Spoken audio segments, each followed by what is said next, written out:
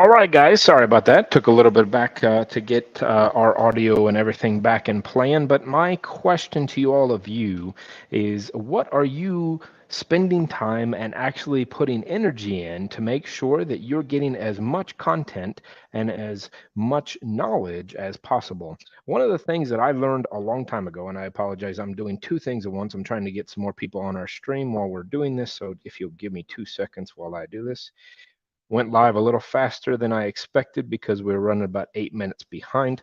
But as I'm going through this, about 10 years ago, I met through a conference Rudy Giuliani, and he had a conversation that talked about the intake of his content.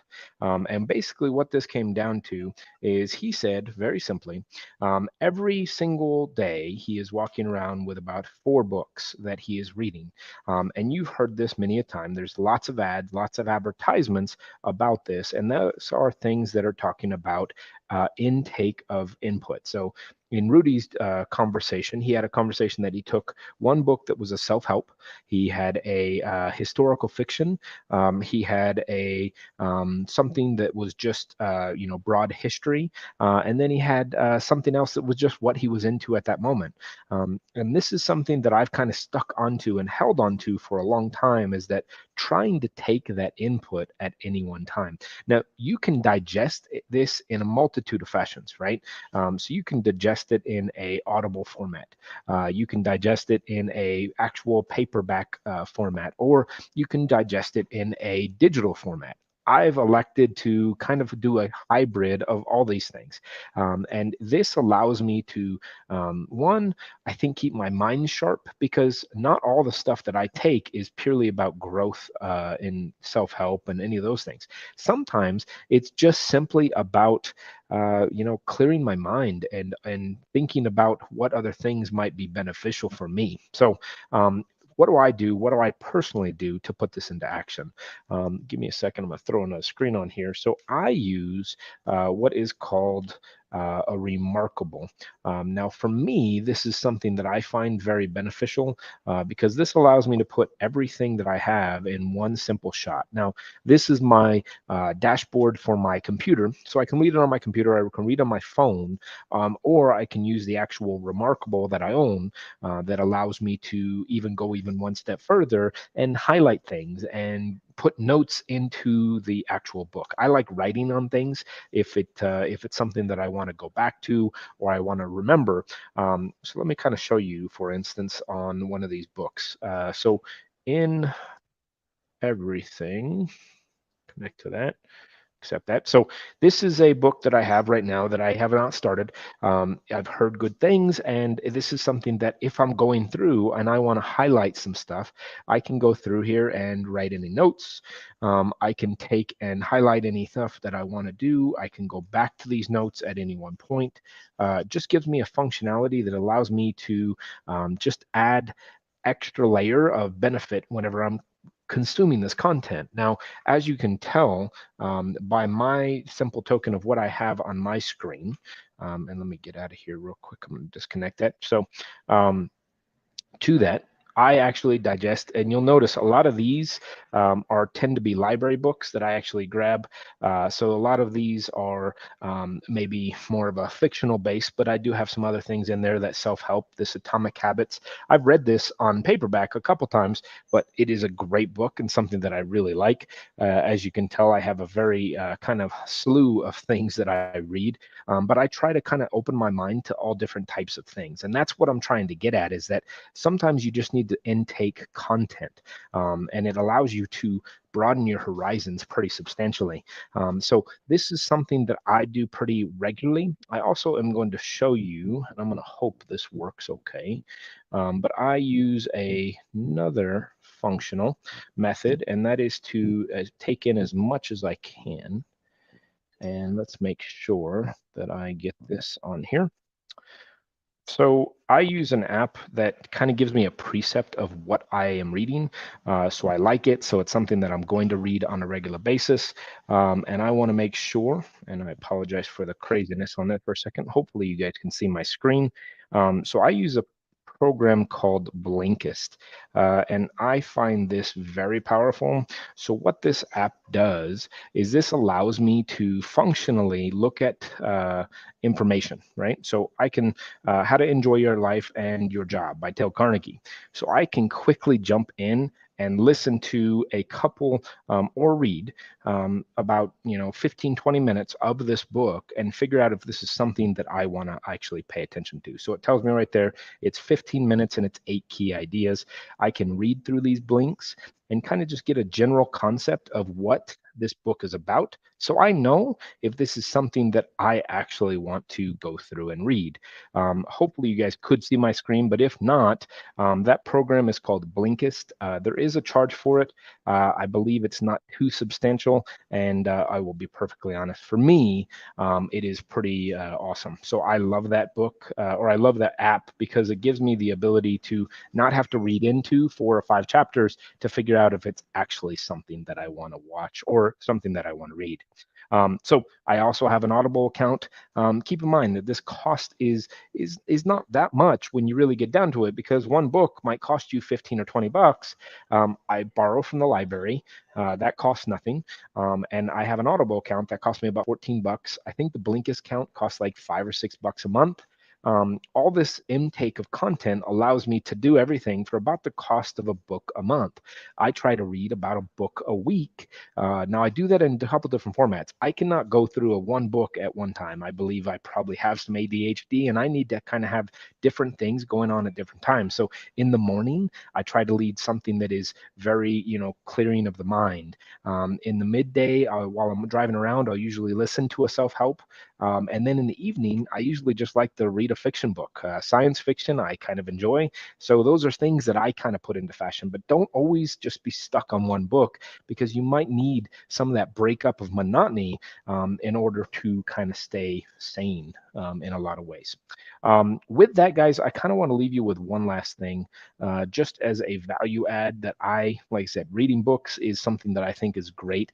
And I also read regularly the Inman article, and there was a great Inman article. It was an opinion piece on Jim Rohn, and Jim Rohn is one of my favorite people. And he brought this information up. Let's see if I have it. So he came up with 7 things that Jim Rohn said. And this is number 1. Success is nothing more than a few simple disciplines practiced every day. This one kind of resonated with me, because I truly believe that you don't become great at anything until you actually practice something. So this was just a really heavy hit for me. And knowing that that is there, and that we deal with this every single day, practice makes perfect. Practice your contracts, practice your prospecting, practice everything we do in this business, and you'll become successful at it.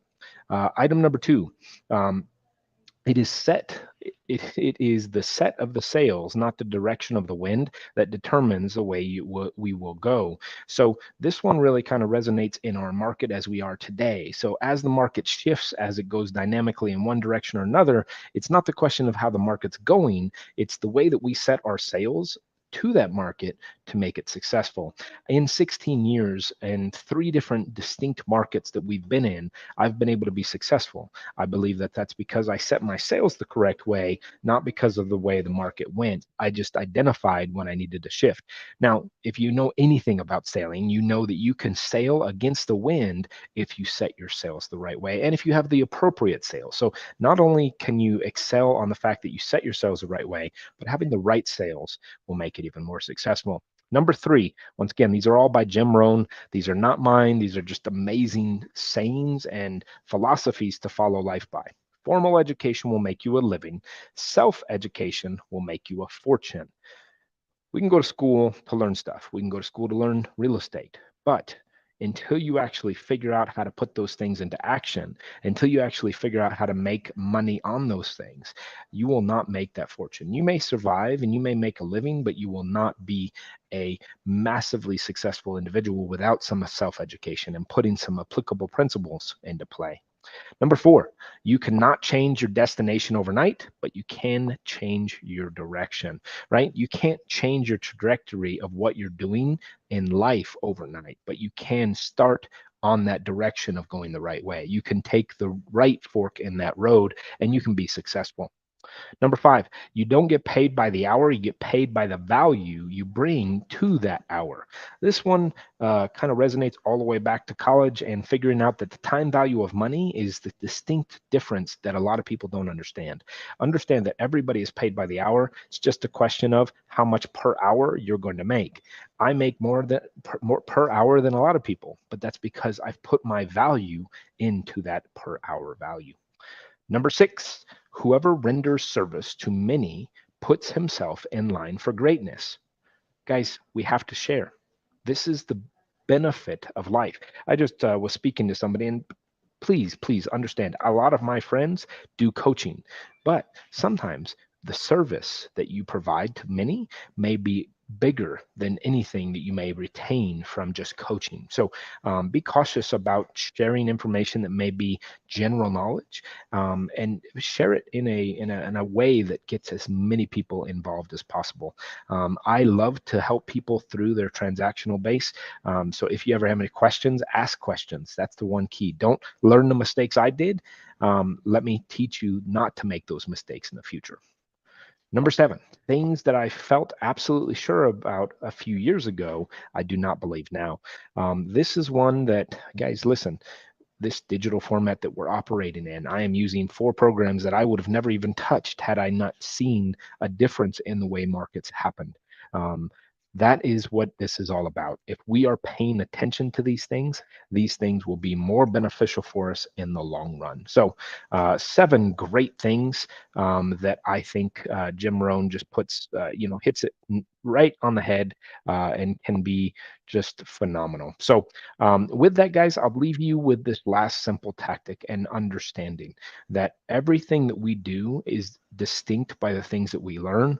And the only way we learn things is by taking that time to put knowledge in our back pocket. So, the rule of thumb, the mystery out there, the conversations that a lot of people hear is that the massive CEOs, successful CEOs in the country, read one book a week.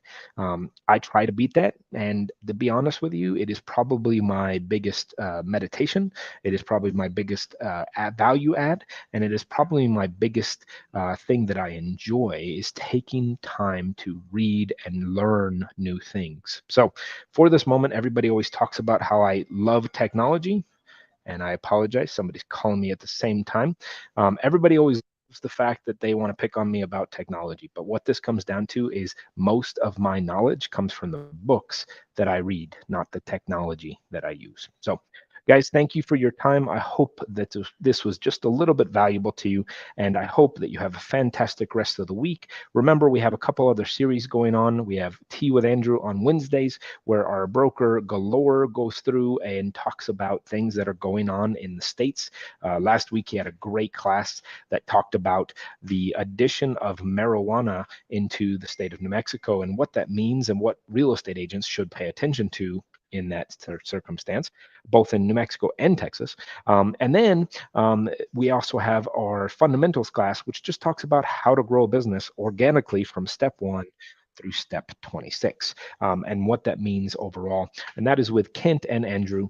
Mix that in with the fact that Nick and I usually hijack a couple of those over the week, and then we have an agent attraction on Friday. If you have any questions, put a comment below. We'll get back to it ASAP. Guys, thank you for your time. Hopefully this was beneficial. And remember, if you can put some knowledge in, you'll be amazed at what comes out. Thank you, guys. Have a great day.